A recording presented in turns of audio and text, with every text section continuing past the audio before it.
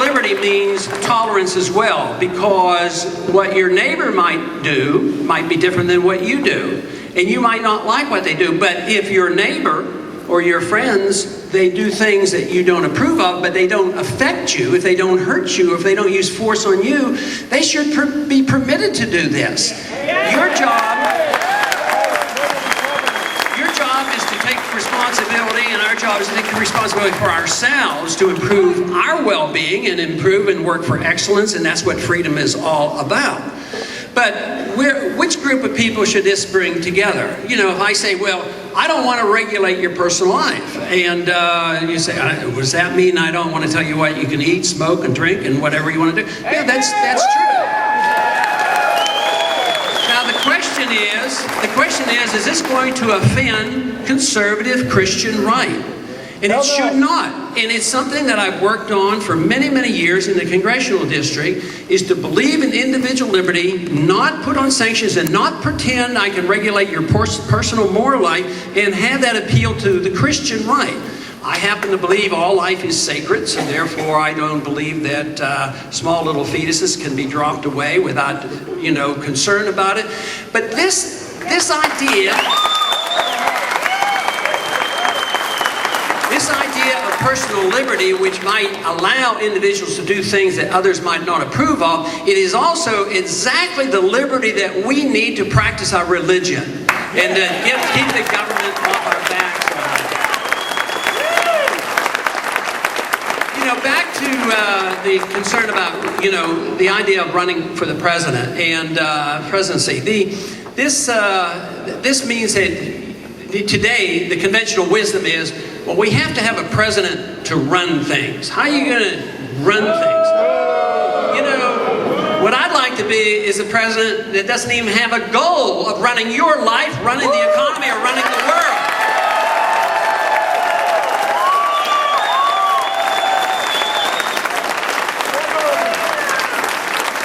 I want to use all my strength and my conviction and my effort to restrain anybody who uses force illegally, that people not be allowed to try to run other people's lives. And that will take a lot of doing, because a lot of people have become dependent on the government. Another issue that I deal with, and now this is in the real world politics, because we might in a group like this agree, we don't need the welfare and we don't need this, leave us alone and it would all be better, and quite frankly I think it would be. But we live in the real world where we have taught generations after generations to be totally dependent on the government. So realistically, you can't just shut off every government health program and whatever for the elderly. But there is a very practical answer for this. Overseas now, to run the American empire, if you add up the DOD budget, if you add up the State Department budget, if you add up what would cost to run the military and take care of the veterans and on and on, do you know that it's nearing $1 trillion a year to operate overseas while ignoring our borders? So why not we do this? If it's at $1 trillion, let's say that we could have a true national defense for, say, $700 billion, save 700, spend $300 on defense, save 700, put a lot of that to the deficit, bring it home, deal with our borders, and make sure the people that are very dependent take care of them until we can wean them off.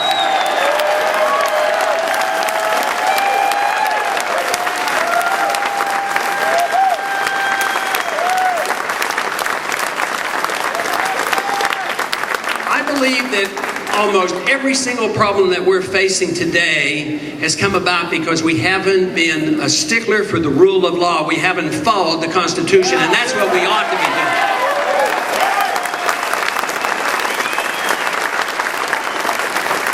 And the fact that the problems have been created by the lack of respect for the Constitution, the answers can be found there. They can be found there in foreign policy, on economic policy, property rights, personal liberties, all these things, monetary policy. Can you imagine how great a nation we'd have if we didn't have the Federal Reserve System printing?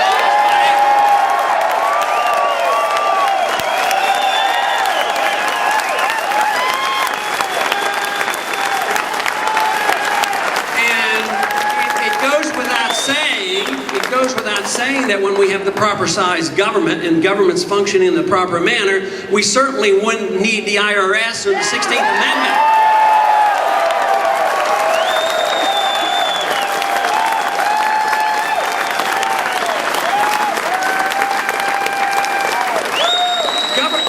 A role to play, but it should be minimal. The sole purpose of political activity, as far as I'm concerned, should be protection of individual liberty.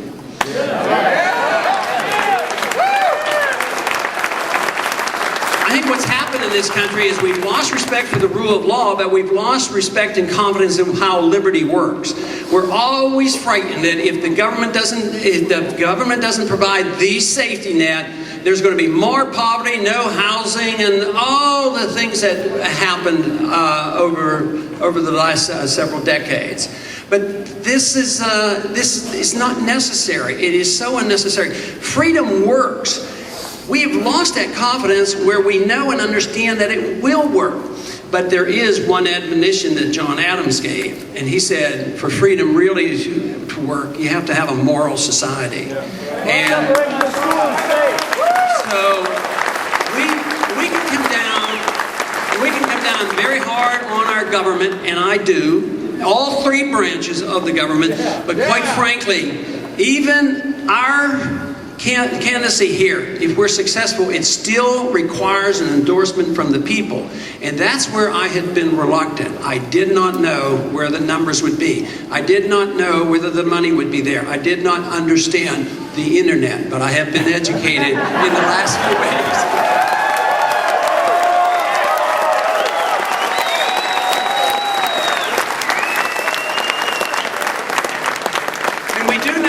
Truth wins out in the end, but I didn't know that there were so many so ready to receive the truth about what's going on.